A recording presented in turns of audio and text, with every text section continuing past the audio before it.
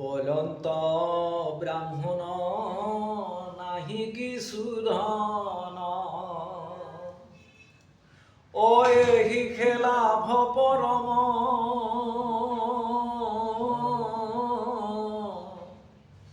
আর উত্তম শ্লোক কৃষ্ণক দেখিব, ও সফল হইব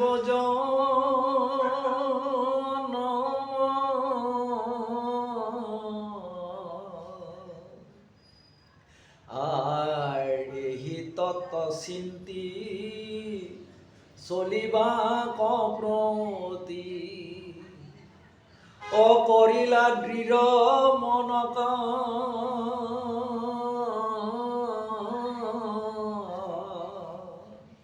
ভাৰ্যাক বলন্ত শুনি ও কল্যাণী, ও চলিব মিত্ৰ গৃহ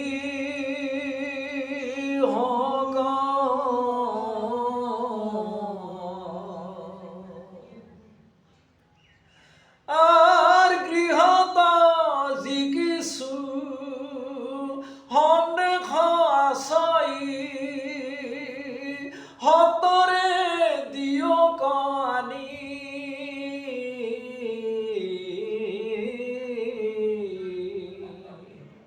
স্বামীর বচন শুনির গমনে, তেখনে গইলা ব্রাহ্মণী।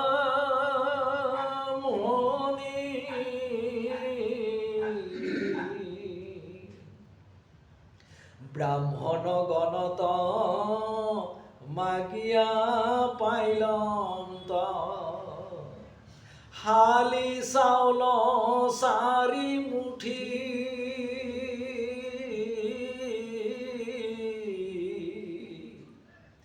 মহাভক্তি ভাবে হাজিলন্ত তার, ও সারু চাউল চিৰা গুটি,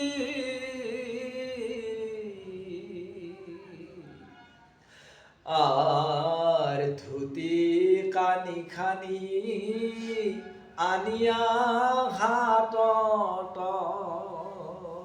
ও বান্ধিলন্ত যত্ন কৰি,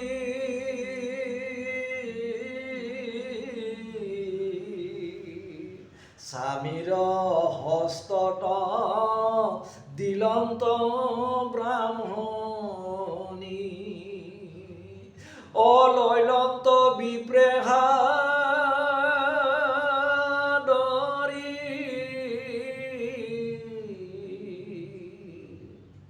আর কৃষ্ণ কুমারী যাত্রা করিলন্ত, দ্বারকা দেশক প্রতি,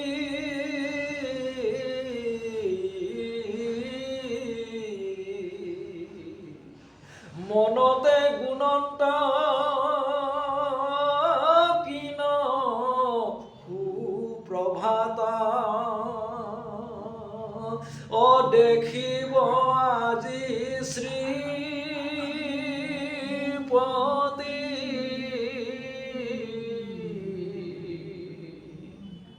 প্ৰভমস্তাই মাতৃমস্ত দামোদৰ বিপ্ৰৰ কি পৰমানন্দ সুখত থাকি তেওঁৰ কল্যাণী ভাৰ্যাৰ উপদেশখিনি পৰম কৃতাৰ্থে তেওঁ দ্বাৰকাৰ পিনে অভিমুখী হোৱাৰ কাৰণে গমন কৰিল। আৰু তেওঁ মনতে গুণিল যে মই বিষয়ৰ সুখৰ কাৰণে ঐশ্বৰ্য বিভূতি বিচাৰি মোৰ ভাৰ্যাই যিখিনি উপদেশ দিছে, তাতকৈ বেছি মোৰ সৌভাগ্য যে মই পৰম বান্ধৱ ঈশ্বৰ কৃষ্ণক মই স্বচক্ষে দেখা পাওঁ। আৰু তেওঁৰ গৃহত গৈ তেওঁক মই সাক্ষাতে মই লাগ পাম, এইখিনিহে মোৰ বেছি মংগল। অৰ্থ পোৱাতকৈও তেওঁ ধনবিধ পোৱাতকৈও তেওঁ কৃষ্ণৰ চৰণ যে দেখা পাব, এইখিনিহে তেওঁৰ বেছি মনত আনন্দ। আৰু এইখিনিয়ে আনন্দখিনি তেওঁৰ ভাৰ্যা কৈছে যে এওঁ মোৰ কল্যাণী, মোৰ কল্যাণ সাধিছে। গতিকে ভাৰ্যাই তেওঁৰ স্বামীৰ কল্যাণটো সদায় কামনা কৰে আৰু স্বামীও ভাৰ্যাৰ কল্যাণটো সদায় কামনা কৰে।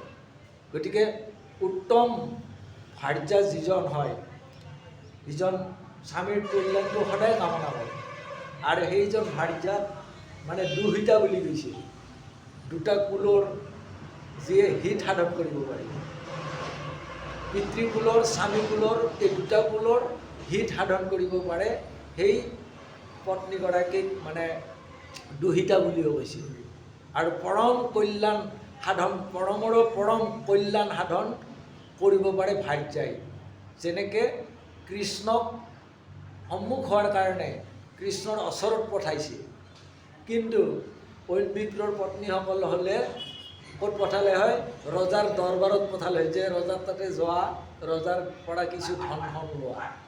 কিন্তু তেওঁ কল্যাণী উত্তম কথাখিনি চিন্তা কৰি পৰম ঈশ্বৰ, জগতৰ ঈশ্বৰ কৃষ্ণৰ তাত পঠাইছে।